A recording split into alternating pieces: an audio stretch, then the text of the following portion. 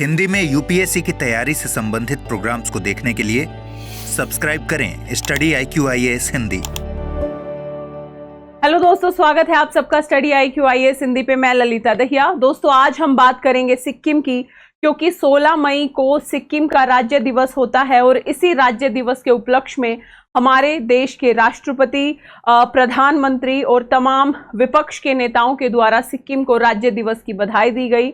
हमें ये ज्ञात होना चाहिए कि जो सिक्किम है वो भारत का अभिन्न हिस्सा या भारत का एक संपूर्ण राज्य बना था। 16 मई 1975 को 22वां राज्य बना था भारतीय संघ का। ध्यान रखिएगा, आज की इस कक्षा में हम इसकी परिचर्चा करेंगे और साथ ही ये जानने का प्रयास करेंगे कि किस तरीके से सिक्किम को भारत में समायोजित किया गया, 36वां संविधान संशोधन क्या है और सिक्किम को दिया गया जो विशेष प्रावधान है आर्टिकल 371F वो क्या है और किस तरीके की विशेष व्यवस्थाएं करते हैं सिक्किम के लिए। तो चलिए फटाफट सबसे पहले करंट परिदृश्य के पॉइंट ऑफ व्यू से देख लेते हैं। राष्ट्रपति द्रौपदी मुर्मू, प्रधानमंत्री और विभिन्न राजनीतिक दलों के नेताओं ने 16 मई को सिक्किम के लोगों को उनके राज्य दिवस पर बधाई दी। ध्यान रखिएगा, यानी 16 मई को राज्य दिवस के तौर पे मनाया जाता है सिक्किम के।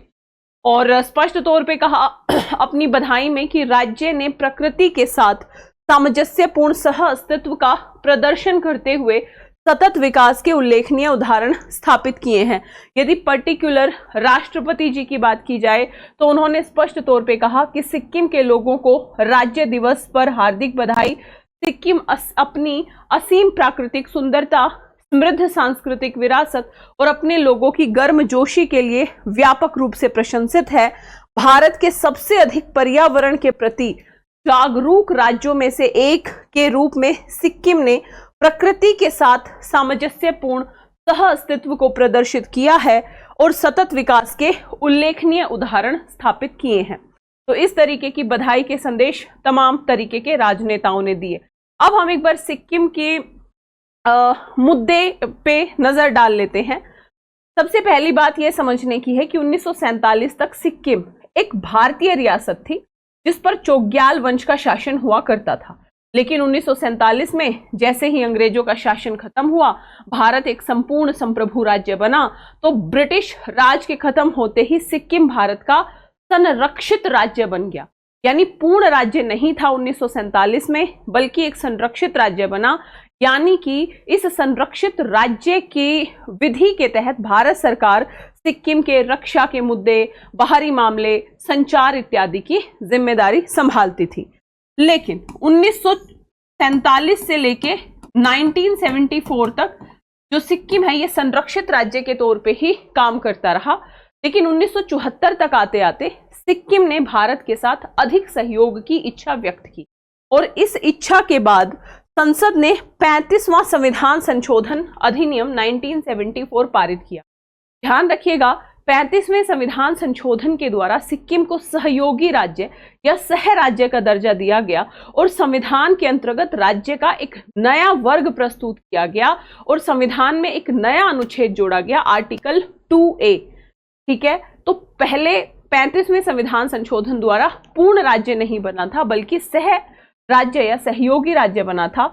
और उसके बाद ध्यान रखिएगा, लंबे समय तक ये प्रयोग नहीं चल पाया क्योंकि सिक्किम के लोगों की आकांक्षाओं को इस सह राज्य की अवधारणा ने पूरी तरीके से संतुष्ट नहीं किया।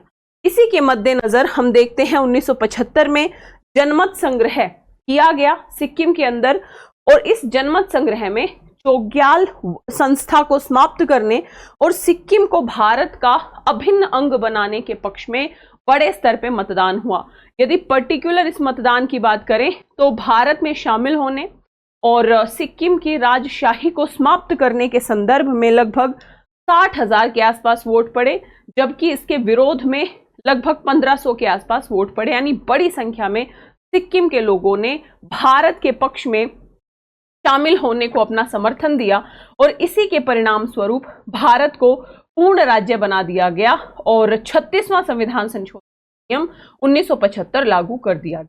और जब सिक्किम भारत का पूर्ण राज्य बना तो सिक्किम भारत का 22वां पूर्ण राज्य बना था। ध्यान रखिएगा, यदि यूपीएससी की बात करें तो 35वां और 36वें संविधान संशोधन पर कई बार प्रश्न पूछे हैं अलग अलग स्टेट पीसीएस में, ठीक है, तो कंफ्यूजन नहीं रखना है। 35वें संविधान संशोधन के द्वारा सहयोगी राज्य या सह राज्य का दर्जा, और 36वें संविधान संशोधन के द्वारा हमने सिक्किम को भारत का अभिन्न हिस्सा, भारत का पूर्ण राज्य बना लिया, ठीक है। इसी के साथ ध्यान रखना 35वां 36वें के साथ ही आर्टिकल 371F, ये जो 371 से संबंधित परिस्थितियां हैं, ये भारत के अलग अलग राज्यों को कुछ विशेष दर्जे देने की बात की गई है, जैसे 375A, B, C, F। यदि हम पर्टिकुलर सिक्किम की बात करें तो सिक्किम के लिए आर्टिकल 371F का प्रोविजन किया गया। क्यों किया गया? क्योंकि यदि सिक्किम के इतिहास की बात करें तो अन्य राज्यों से अलग है, अपनी अनूठी संस्कृति है ना, अपना एक अलग राजनीतिक सांस्कृतिक माहौल रहा है सिक्किम का शुरुआत से ही।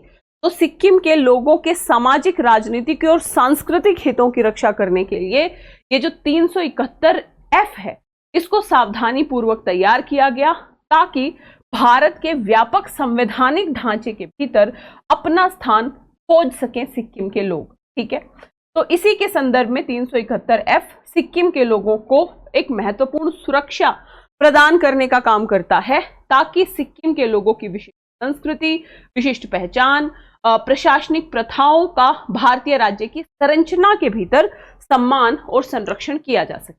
यदि मैं पर्टिकुलर 371F के कुछ प्रावधानों का जिक्र करूं जिससे हमें यह समझने में आसानी होगी कि आखिर विशेष प्रावधानों के तहत हमने सिक्किम को क्या क्या प्रदान किया है, तो ध्यान रखिएगा। सबसे पहले तो सिक्किम की विधानसभा में केवल 30 सदस्य रखने की अनुमति है, जो अन्य राज्यों की तुलना में एक अपवाद है, क्योंकि यदि आप लोगों ने विधानसभा का स्ट्रक्चर पढ़ा होगा तो न्यूनतम 60 के आसपास सदस्य होने चाहिए, तो इसके लिए विशेष प्रावधान किया गया है। दूसरा, भूमि स्वामित्व और संपत्ति के अधिकार से संबंधित मुद्दे हैं, यानी गैर सिक्किम व्यक्ति को राज्य में भूमि का स्वामित्व रखने से प्रतिबंधित किया गया है। ये कदम स्थानीय आबादी के अधिकारों की रक्षा के लिए उठाया गया, यानी भूमि स्वामित्व और संपत्ति अधिकार से संबंधित सिक्किम के लोगों को कुछ अधिकार दिए गए हैं। साथ ही स्वायत्ता और एकीकरण की यदि बात करें तो सिक्किम के भारत में विलय के बाद कानून और शासन में परिवर्तन सुनिश्चित करने के लिए सिक्किम के राज्यपाल को विशेष विवेक शक्तियां दी गई हैं। यदि सिक्किम से संबंधित विशेष दर्जे को प्रभावित करने वाला कोई भी कानून लाया जाता है तो ऐसे कानून से पहले राज्य की विधानसभा से परामर्श करना जरूरी है। साथ ही सिक्किम के कानूनों को मान्यता देने की बात है कि जो 371F है, ये सुनिश्चित करता है कि सिक्किम के अधिकारियों द्वारा विलय से पहले किए गए न्यायिक और जो प्रशासनिक निर्णय है वो वैध बने रहेंगे। यानी ये जो पूरा का पूरा 371F है, ये स्थानीय हितों को राष्ट्रीय कानूनों के साथ मिश्रित करता है और सिक्किम का जो इतिहास है, सिक्किम की जो संस्कृति है, उसके संदर्भ में सिक्किम के लोगों को विशेष एक तरीके से संरक्षण देने का काम करता है 371F। तो सिक्किम से संबंधित ये तीनों मुद्दे प्रारंभिक परीक्षा के दृष्टिकोण से काफी ज्यादा महत्वपूर्ण है, चाहे वो 35वां संविधान संशोधन हो, 36वां संविधान संशोधन हो। आर्टिकल 371F किससे संबंधित है? तो सिक्किम से संबंधित विशेष प्रावधानों से संबंधित है। तो ये एक छोटी सी परिचर्चा थी सिक्किम के ऊपर, आशा करती हूँ आपको अच्छी लगी होगी। इसके साथ ही दोस्तों, यदि आप यूपीएससी की तैयारी कर रहे हैं और बेहतर तरीके से अपनी तैयारी को आकार देना चाहते हैं तो जुड़े हमारे स्टडी IQ IAS हिंदी के P2I फाउंडेशन बैच से, जो कि 21 मई से शुरू हो रहा है। ध्यान रखिएगा, यदि आप इस बैच से जुड़ते हैं तो आपको ये बैच फिलहाल 31,999 का मिल रहा है। PT मेंस इंटरव्यू हर स्तर की प्रिपरेशन इस बैच में इंक्लूड है। यदि आपकी प्रारंभिक परीक्षा पास होती है तो आपकी पूरी फीस वापस कर दी जाएगी। इंटरव्यू गाइडेंस प्रोग्राम इसमें इंक्लूड है। इसके साथ ही मेंस रेजिडेंशियल प्रोग्राम इसमें इंक्लूड है। हर महीने टेस्ट सीरीज टेस्ट लिया जाएगा जो पढ़ाया जाएगा और विनर को 11,000 का कैश प्राइज। तो काफ़ी मोटिवेशनल और बेसिक से लेके एडवांस लेवल की प्रिपरेशन इस बैच में होती है। आप घर बैठे बेहतर से बेहतर तैयारी कर सकते हैं और जो आपकी महत्वाकांक्षा है, आपका सपना है, आपका जुनून है, उसको पूरा कर सकते हैं। साथ ही आप जुड़े मेरे Telegram channel Lalita Dahiya academy, Instagram और Facebook page Lalita Dahiya academy से। आशा करती हूँ ये परिचर्चा आपको समझ आई होगी और ये जो मुद्दे हैं ये परीक्षा के दृष्टिकोण से भी काफ़ी ज़्यादा महत्वपूर्ण रहते हैं। मिलेंगे इसी तरीके की परिचर्चा में। धन्यवाद। हिंदी में यूपीएससी की तैयारी से संबंधित प्रोग्राम्स को देखने के लिए सब्सक्राइब करें स्टडी IQ IAS हिंदी।